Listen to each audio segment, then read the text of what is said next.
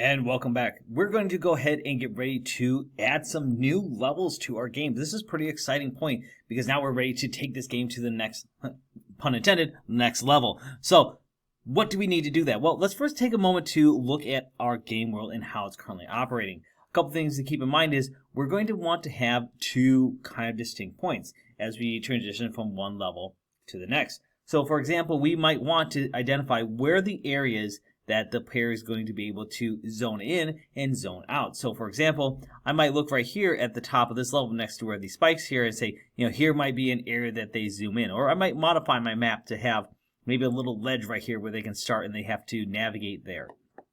And I might say, this also looks like a good stopping point over here. I might have maybe something up in this corner, or maybe I'll have it down here by these spikes, because maybe I'll put some kind of treasure or something up here. Either way, we want to identify those points of where these are going to be. The other thing we want to kind of keep in mind is our camera size kind of dictates what's known as a kind of a quote-unquote room, or a zone, if you will, of where we have for our map size. So here, if you look, our room or a zone here is roughly about so big, and if I were to take this player object here and kind of look at where they are and say, I want to kind of count where everything is in here. So let's look at our camera. Here's our camera, which of course right now is kind of following that player. So it's kind of identical to that spot here.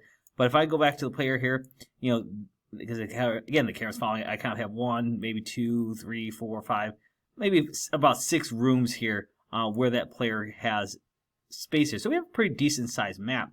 Or we may want to, of course, modify that later on as we make other maps. But it's a good thing to kind of keep in mind as we start thinking about how big do we want to do. We want this room to be 3 map sizes. Do you want it to be 30 map sizes? So important things, because again, the player is going to have to be able to traverse all those different things, and not every room needs to be the same size. Now, the next thing I want to do before I start making my next levels, I want to make sure all my prefabs are good. So let's look first, make sure our player doesn't have any overrides that we need to add to it. Same thing with our projectile. Those both look good. Those both, of course, are here within our environment. So I'm just going to go ahead and collapse up some of this stuff here and decide, what do I need to prefab? Well, we probably want our enemies to be able to be prefab, because we're going to want to be able to reconstruct those without having to start from scratch. So I'm just going to go ahead and add that as a prefab here. So there's the enemy orb. And let's also do our cameras, because again, we don't want to have to rebuild all our camera systems as well. So we're going to bring that in as well. So here's our cameras now. So that's, of course, giving us some things that we can use to easily bring into our next level. Now I'm just going to quickly save everything, make sure this is all saved, because I don't want to lose anything here before I start duplicating. And we, of course, have our scenes folder here where, of course, all this exists. If you feel that you want to rename this to levels, you can just right-click and rename. I'm just going to keep it as scenes for now. Scenes is more of a Unity level thing, but I'm going to keep that on here for now. Instead, what I want to do is focus here on this sample scene object, and I'm going to use Control-D. Let's go ahead and duplicate that twice. So now I have a sample scene, I have a sample scene 1, and a sample scene 2.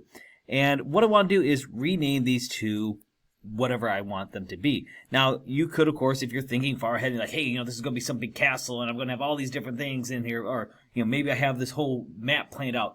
Great, you can, of course, name those levels appropriately. However, for our purposes, since we're still learning this, let's just go ahead and call this level 1.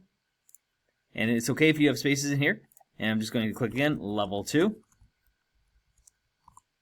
And one more time. And if you can't get the click to work, you always can right-click and rename, and then do level 3.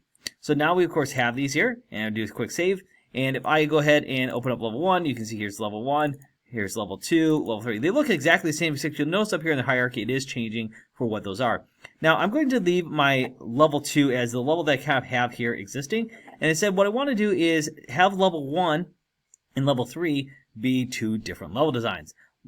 So I'm going to go ahead and pause the video and make you a challenge to modify your existing level, so that way level 1, let's have that be a relatively simple small map that might have, for example, like 1 obstacle in it. Level 3, go ahead and make that one nice and big, put a bunch of different obstacles, maybe a couple of different enemies in here, and just see what you can go crazy with. Don't go too crazy, because obviously we still need to maintain it, but go ahead and make that one maybe a little bigger than what you currently have here for our level 2, which is what we're going to use from what we already had. So go ahead, pause the video, and let's go ahead and see what you make. All right, so let's see what you came up with. So here's my level 1. So you can see it's a pretty basic level. The player is going to start over here. They're just going to climb in, avoid this enemy, and they're going to move on to the next level.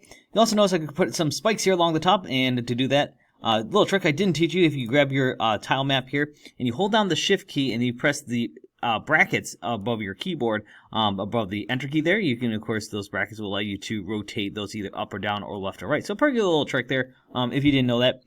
Level 2, of course, we've already familiar with, and level 3, you can see I got a little bit more going on here. I may not be quite done with it. I decided I want to do some more things here, but I wanted to show you a couple things here so you can see I have some level variety in here. So the player has options of where they can go. So I might come in here and decide I want to do a couple more things in here with what the player is actually going to do. I did add a little water hazard over here. I might add some ladders and stuff like that. One thing I do want to show real quick, though, is just don't forget, if you want to add additional enemies to your game, I can easily duplicate those. And when I duplicate it, I can grab that enemy then that's duplicated. You can see the original still there. And I can move this new enemy, for example, over into a different spot. And so it allows me to take that new enemy, grab it, and I can put them in different locations.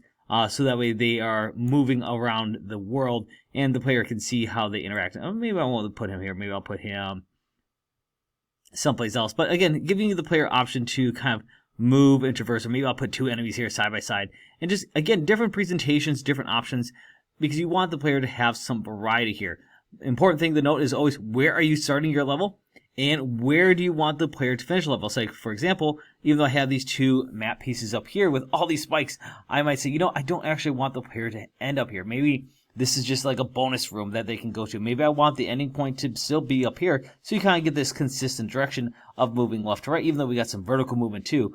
It's good to kind of teach your player and train them about different things as you move through levels, give them some new experiences, but also still have some of that sense of familiarity. So let's go ahead and see what you created for your levels as we get ready to next be able to move the player from one level to next. I'm just going to hit save there if that pops up, because of course I was playing around with things. I just want to show real quick, if I go into level 1 here, wait for this to load. And you can see here's my player. We are, of course, here in level 1. And you can see it is a pretty basic level that I can, of course, navigate. I can jump in here. I got some basic things I can do, so nothing too crazy. You can see there's my spikes. There is the enemy right there. Of course, I can fire to destroy them. And we, of course, have a little bit of traversal here. So a pretty basic thing. I might, of course, I see I have some wall here I might have to navigate. But again, nothing too hard or too unexpected from what we might have already. So I'm not going to hit those spikes right now because, you know, I don't have that jump factor higher up. But it might be something I might want to tweak around with. But let's just see how your game world turned out and see what you have created.